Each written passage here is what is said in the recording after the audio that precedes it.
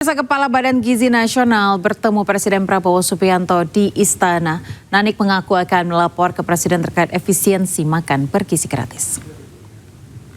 Lapor apa ya, Bu? Efisiensi anggaran. Jadi efisiensi. Kabar gembira. Efisiensi apa, Bu? Biar turun. Efisiensinya berapa, Bu? Efisiensi. Mau lapor Pak Presiden efisiensi. Efisiensinya berapa, Bu? Berapa, Bu, efisiensinya? Ya lapor dulu Presiden, masa aku lapor Wakil Presiden ke-10 dan ke-12 Republik Indonesia Yusuf Kala bertemu Presiden Prabowo Subianto di Istana Kepresidenan Jakarta. Pertemuan membahas rencana pengembangan sektor energi nasional sebagai upaya mendukung target pertumbuhan ekonomi.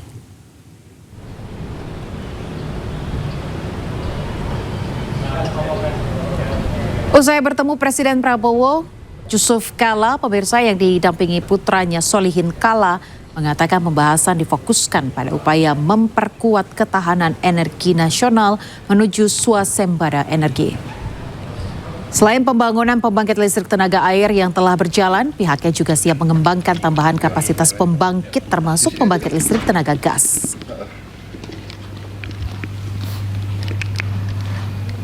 Karena kita melihat bahwa untuk pertumbuhan ke negara 5-6%, 8-8%, itu butuh energi luar biasa banyaknya. Karena itu tanpa energi itu kita akan sulit untuk meningkatkan itu. Karena itu Bapak Presiden setuju untuk segera kita bangun energi nasional, khususnya green energy, untuk menjadi bahagian daripada pembangunan nasional untuk mendukung pertumbuhan ekonomi yang sampaikan oleh Bapak Presiden sampai 8%. Dan sekarang 5-6%, karena itu butuh energi yang kuat seperti itu. Oh ya, tentu ini hubungannya pembangunan. Pembangunan itu mesti ada aspek bisnisnya, karena investasi yang besar. Jadi kita bicara tentang investasi kira-kira 60-70 triliun. Dan kita sanggup melaksanakan itu, desain sudah ada, tempat sudah ada, tinggal pembicaraan dengan teknis. Pemirsa, kenaikan harga Pertamax membuat masyarakat beralih ke Pertalite. Antrian panjang kendaraan pun terjadi di sejumlah SPBU.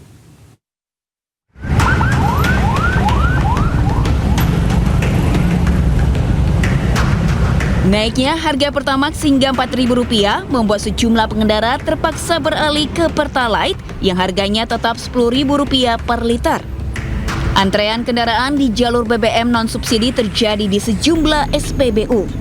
Seperti di SPBU Kebonjeruk, Jakarta Barat, antrean panjang kendaraan roda 2 terjadi sejak pagi. Mereka mengeluh karena baru mengetahui kenaikan harga Pertamax RON 92 naik jadi Rp16.250 per liter. Sedangkan Pertamax Green naik jadi Rp17.000 per liter.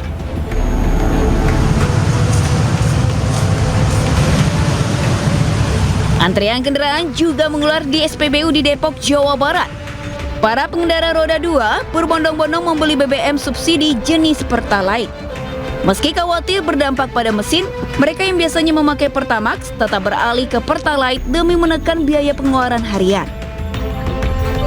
Ya beralih mau nggak mau. Tapi motor aman Pak? Apa ada rasa khawatir begitu? Ada lah pasti. Ya so far masih oke lah. Soal jangan sering-sering. Antrean pembelian Pertalite juga menumpuk di SPBU di Mandailing, Natal, Sumatera Utara. Warga rela antri berjam-jam demi mendapatkan Pertalite lantaran tidak mau membeli Pertamax yang harganya naik drastis. Mahal ya. Jadi udah berapa lama antri nih Pak? 1 jam. Kita bawa angkot nih. Jadi terganggu nggak kita ini? Terganggu lah. Pengendara berharap pemerintah dapat menurunkan harga BBM dan menyesuaikan kemampuan masyarakat. Lantaran dampak kenaikan tersebut mempengaruhi kebutuhan lainnya yang kini harus merogoh kantong lebih dalam. Tim Liputan iNews melaporkan. Kenaikan harga BBM non-subsidi direspon beragam oleh masyarakat. Sebagian besar warga memilih beralih dari Pertamax ke Pertalite. Dan berikut pendapat masyarakat atas naiknya harga Pertamax. Beralih ke Pertalite ya, soalnya nggak sesuai di ininya, budgetnya. Ya kalau bisa jangan naik lah, kasihan sama orang kecil. Ya gitu aja, pokoknya kasihan aja lah gitu. Ya kebiasaannya sih saya Pertamax ya, tapi kalau misalnya untuk Pertalite ya takutnya gimana aja gitu. Ya intinya saya kasihan aja lah sama orang-orang yang kecil gitu aja. Kalau bisa jangan dinaikin lah gitu aja mintanya. Ya tadinya kan pakai Pertamax, sekarang jadi pakai Pertalite. Sama teman-teman yang lain juga, wah Pertamax naik jadi ke Pertalite dulu deh, mampir ke Pertalite dulu sekarang. Pemirsa, Gubernur Jakarta Pramono Anung yakin kenaikan harga BBM non-subsidi bisa membuat masyarakat bermigrasi ke moda transportasi massal. Akan secara sungguh-sungguh campaign untuk naik transportasi umum. Konektivitas kita seperti yang saya sampaikan sekarang sudah 93%. Tapi orang terus-menerus menggunakan transportasi umum baru di bawah 30%. Ini akan menjadi sangat baik kalau kemudian orang terus-menerus menggunakan transportasi umum sudah di atas angka 30%. Apakah bisa? Saya yakin bisa. Apalagi dengan kenaikan BBM ini, maka peluang orang untuk naik transportasi umum juga makin besar. Apalagi ke 15 golongan kan kita gratiskan. Apakah itu orang tua, ASN, TNI, Polri, termasuk wartawan, kan kita gratiskan. Sehingga dengan demikian di Jakarta ini hal yang berkaitan dengan transportasi umum sudah sangat baik. Pilihannya juga banyak, apakah itu MRT, LRT, Transjakarta, Transjabodetabek, Mikrotrans. Pemirsa, Pemprov DKI Jakarta terus mengkaji penyesuaian tarif Transjabodetabek. Gubernur DKI Jakarta Pramono Anung menegaskan kenaikan tarif tidak akan berlaku sama untuk seluruh rute layanan.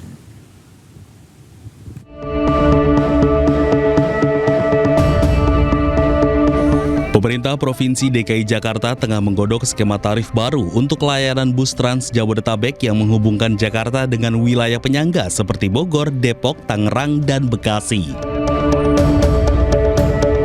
Jika selama ini penumpang menikmati tarif flat sebesar Rp3.500, kedepannya besaran tarif akan disesuaikan berdasarkan jarak perjalanan yang ditempuh guna menekan biaya subsidi yang terus dibebankan ke pemerintah. Gubernur DKI Jakarta Pramono Anung mengatakan rencana penyesuaian tarif tidak akan berlaku sama untuk seluruh rute layanan Trans Jabodetabek. Menurutnya, kenaikan tarif hanya akan diterapkan pada beberapa rute tertentu yang memiliki rute panjang seperti rute menuju Bandara Soekarno-Hatta dan Bogor. Pramono juga membuka peluang penambahan golongan masyarakat yang dapat menikmati fasilitas transportasi umum secara gratis di Jakarta sebagai bagian dari skema subsidi silang. Tetapi tidak semua Trans Jabodetabek kenaikannya akan tinggi. Karena bagaimanapun sebagai gubernur saya juga mempertimbangkan kemampuan masyarakat dalam kondisi yang seperti ini. Bahkan pemerintah DKI Jakarta terus akan mengkampanyekan bagi warga Jakarta 15 golongan dan kemungkinan akan kita tambah golongannya, akan kita gratiskan. Karena supaya cross subsidinya itu lebih adil, bagi yang tidak mampu gratis, bagi yang mampu ya bayarnya lebih tinggi sedikit. Meski demikian, Pemprov DKI Jakarta belum mengungkapkan besaran tarif yang akan diberlakukan. Pramono menyebut keputusan terkait angka penyesuaian tarif akan diumumkan dalam waktu dekat. Dari Jakarta, Tim Liputan iNews melaporkan.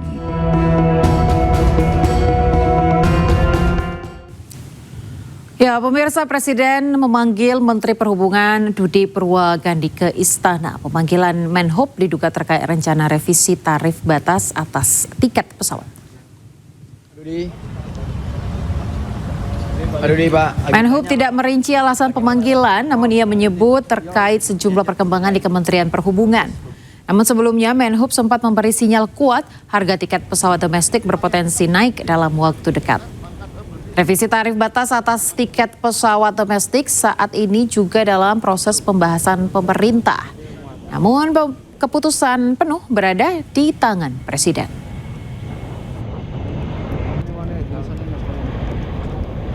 Beberapa yang terkait dengan Kemenhub. Apa yang disiapin Pak untuk temuan yang udah disiapin apa Pak? Ya semuanya. Soal tarif batas atas, Pak. TPA gimana Pak? Soal tarif batas atas. Ya itu nanti juga kalau beliau tanya kita siapkan. Tapi akan dilaporkan Pak, kan sebelumnya kan katanya mau dinaikin tuh Pak. Tapi nanti beliau tergantung beliau yang akan menanyakan. Oh, keputusannya di Presiden Pak? Enggak, maksudnya kita siapkan kalau beliau tanya. Wakil Ketua DPR RI Sufmi Dasko Ahmad pemirsa menyebut kepercayaan publik pada pemerintah mulai meningkat di tengah kondisi ekonomi saat ini. Dasko juga yakin pemerintah saat ini terus menjalankan berbagai strategi dan kebijakan untuk menjaga stabilitas ekonomi nasional. Saya pikir kan kepercayaan terhadap pemerintah juga semakin kuat, sehingga itu juga berpengaruh terhadap pasar dan juga terhadap penguatan nilai tukar rupiah. Nah, saya pikir kerja-kerja pemerintah akan terus dilakukan. Saya juga mendapatkan informasi dari pihak pemerintah bahwa dalam minggu ini dan ke depan ada strategi-strategi khusus yang akan dilakukan oleh pemerintah yang kalau saya sudah dengar akan dan saya yakini akan membuat nilai tukar atau rupiah menguat. Kita ke informasi lain, pemirsa. Roy Suryo resmi melaporkan advokat Lekcumanan dan ahli forensik digital Rismon Sianipar ke Polda Metro Jaya atas dugaan pemberian keterangan palsu dalam akta otentik dan fitnah terhadapnya. Itu sudah tapi belum. Pakar telematika Roy Suryo resmi melaporkan advokat Lekcumanan dan ahli forensik digital Rismon Sianipar ke Polda Metro Jaya. Laporan Roy mengacu pada laporan yang dibuat Lekcumanan tanggal 26 April lalu di Polres Metro Jakarta Selatan terkait ijazah mantan Presiden Joko Widodo atau Jokowi hingga membuatnya sebagai tersangka. Selain itu, Roy Suryo juga melaporkan Rismon Sianipar dengan sangkaan pasal 434 KUHP tentang fitnah dan pasal yaitu 438 KUHP tentang persangkaan palsu.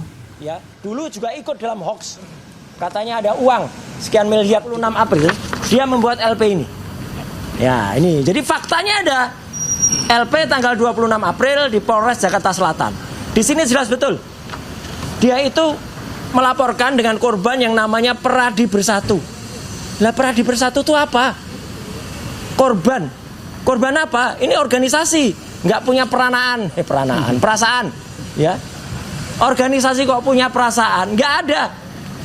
Jadi kita nggak hanya berjanji, tapi kita memberi bukti. Karena hukum itu harus tidak boleh hanya tajam ke bawah, termul ke atas, ya, gitu ya. Jadi semuanya harus tajam. Nah, laporan yang kedua itu adalah untuk orang yang mengaku bernama Dr. Eng Rismon Hasilan Sianipar M.Eng, ya, harus begitu cara ngucapinnya karena doktornya palsu, ya, makanya di sini nggak kami tulis dokter. Sekjen Peradi Bersatu Ade Darmawan pemirsa mendesak Polda Metro Jaya menahan Roy Suryo. Salah satu alasannya karena status Roy Suryo yang merupakan residivis kasus ITE dengan jenis tindak pidana berulang. Sementara Roy Suryo membantah berstatus residivis. Sama Pak Dir, ini kan sudah sangat jelas ya di dalam aturannya. Nah, ini layak dilakukan penahanan. Kenapa? Karena saya berpikir begini, Bung Aiman, saya belum bisa mendapatkan di negara manapun ketika ada pidana berulang, ya kan, itu tidak dilakukan penahanan. Pidana berulang? Iya. Di sini berulang kan Mas Roy baru sekali. Kawan-kawan. Jadi kita belajar satu hal bahwa Mas Roy waktu Stupa Borobudur, itu saya bertanya kepada Pak Iman sekarang, pada saat Stupa Borobudur itu